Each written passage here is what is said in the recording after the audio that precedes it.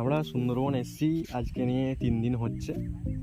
কালকে দুপুর পর্যন্ত গাড়ি চলেছিল একবেলা, তারপর আজকে এই সকালের দিকে নামানো হলো। যে এখন শিশির আছে, 1 পাই মতো কাটা হয়েছে। এই যে 1 পাই মতো কাটা হয়েছে এদিকটা।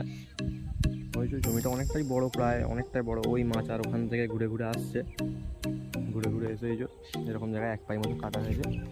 ধান সামনে থেকে ডিল থেকে ছিটকে ছিটকে ফেলে দিচ্ছে, তাই জন্য চাষি বললো একটু দাঁড়িয়ে যেতে। আমরা দাঁড়িয়ে গেলাম একটু। এখানে ধান অনেকই রয়েছে, মোটামুটি অনেক দিন এখন কাজ হবে।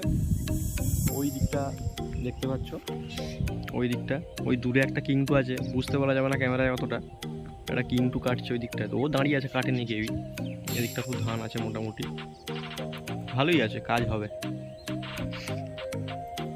এখানে জায়গাটা হচ্ছে নতুন হাট, নতুন হাট বাজার শেখপাড়া নাকি বলছে। এখানটা প্রচুর ধান আছে, এখানে কাজ হবে। কাজ হওয়া নেই দরকার, সবাই সিজনে কেউই বসে থাকবে না, এটাই ব্যাপার।